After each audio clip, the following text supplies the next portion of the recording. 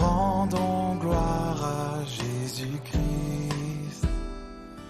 En lui, pour lui, tout fut créé. Image du... Je voudrais partager un témoignage, ce n'était pas du tout prévu. Et donc c'est juste voilà, pendant la louange que j'avais à cœur de partager ça avec vous. Donc il y aura des choses un petit peu sensibles pour moi. Je vais être peut-être émotive, mais je pense que ça va aider plusieurs personnes d'entendre ça. Il y a un an, quand je suis revenue de France, bon, il y en a beaucoup qui savent que je suis revenue il y a un an, mais beaucoup ne savent pas que j'étais dans un état de stress post-traumatique avec plusieurs épreuves que j'ai vécues. Et donc parmi les choses qui accompagnent ce stress post-traumatique, c'est la dépression. Et j'en parle parce que il y a peut-être ici des personnes qui sont en dépression ou des personnes qui font partie de l'Église et qui ne sont pas là et qui sont en dépression, ou des personnes qui traversent des maladies silencieuses que personne ne remarque, que personne ne voit. Le peu de fois où je venais, on voyait un sourire, on ne pouvait pas deviner ce que je traversais. Et je dis bien le peu de fois que je venais parce que une des choses qui caractérise la dépression, c'est que on a goût à rien, on n'a pas envie de voir les gens. J'avais vraiment une angoisse chaque samedi soir de me dire « Demain, je dois aller à l'église ». Et le dimanche matin, j'avais presque une paralysie physique pour ne pas venir.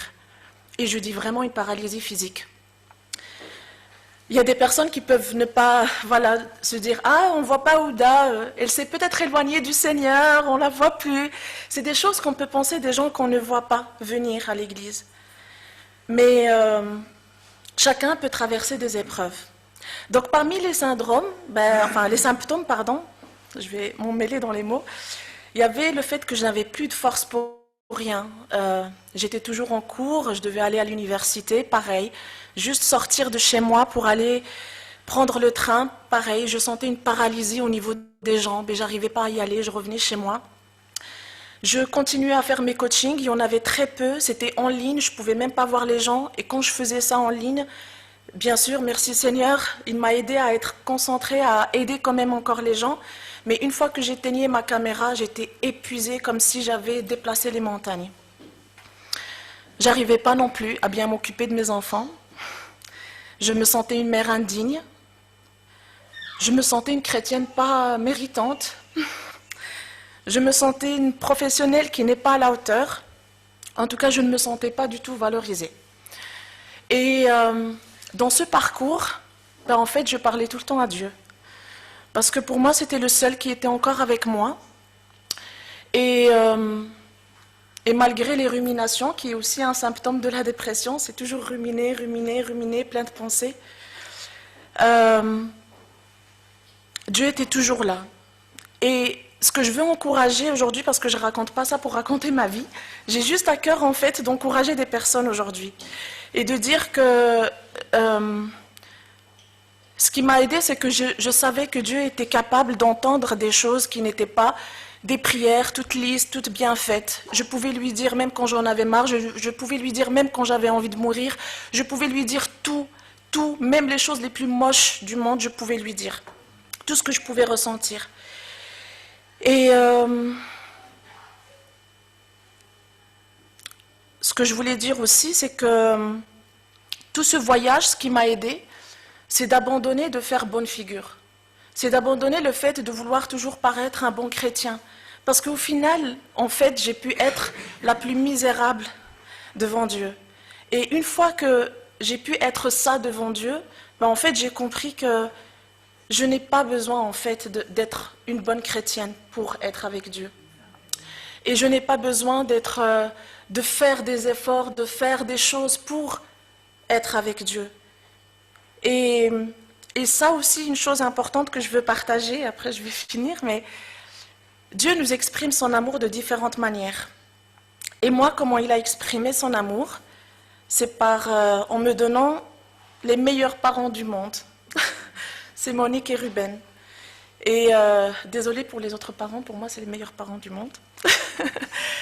Et qui étaient là, qui m'appelaient tout le temps, Et, et c'est vrai que quand on est dans cet état, des fois, on n'a même pas envie de parler avec les gens. Mais même si des fois je répondais pas, ou même si des fois je donnais pas de nouvelles, il revenait par un petit message, par quelque chose de petit. Mais jamais ça n'a été quand est-ce que tu vas venir à l'église, ou ressaisis-toi, ou et alors. Non, ça n'a jamais été ça. Ça a été juste comment on peut t'aider, de quoi as-tu besoin. Et je dis ça parce que parfois on peut croire que aider quelqu'un qui va mal, c'est de le secouer. Parfois oui, mais parfois c'est juste en fait être là. Des fois juste dire je suis là si tu as besoin, c'est tout.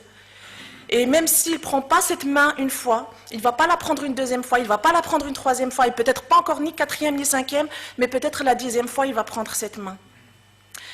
Et j'ai pas eu que Ruben et Monique, parce que c'est vrai qu'ils étaient très présents, même concrètement, pour m'accompagner à des démarches administratives, des choses où j'étais vraiment épuisée, incapable de faire. Mais j'ai eu aussi, voilà, le frère qui est venu m'aider pour les meubles, d'autres frères et sœurs qui sont venus m'aider aussi dans le déménagement. Et j'ai ressenti l'amour de Dieu. Mais une chose que je voudrais aussi dire, une chose qui est importante, c'est que à ce moment-là, je ne pouvais pas le ressentir vraiment. Parce qu'à ce moment-là, j'étais vide à l'intérieur de moi. Et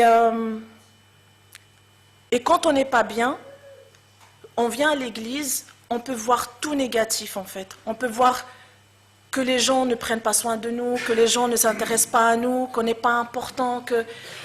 Et en fait, quand il y a un changement à l'intérieur et qu'on a compris l'amour de Dieu et qu'on s'est imprégné de l'amour de Dieu, en fait, on n'attend pas que ce soit les autres qui viennent nous montrer cet amour.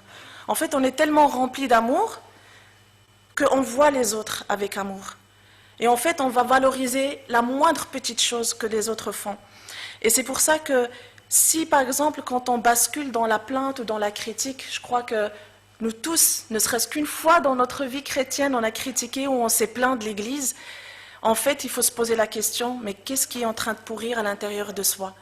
Parce que si on n'est pas capable de voir la beauté et l'amour en chacun de nous, c'est que c'est à l'intérieur en fait qu'il n'y en a pas. Et donc, pourquoi j'ai pensé à tout ça? Parce qu'aujourd'hui, je suis venue en train. Et en fait, je ne suis pas venue en train depuis que j'ai emménagé. Et parce que j'étais incapable de venir en train. Et je devais toujours demander qui peut m'emmener. Et s'il n'y avait personne pour m'emmener, ben, je ne venais pas.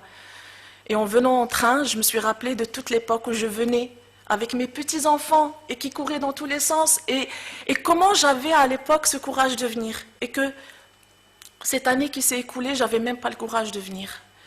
Et je veux juste, voilà, je me suis mise vulnérable devant vous parce que nous sommes une famille et parce que je vous aime et parce que Dieu nous aime. Et je pense qu'on peut tous être authentiques et vulnérables les uns envers les autres parce que personne n'est parfait. Voilà.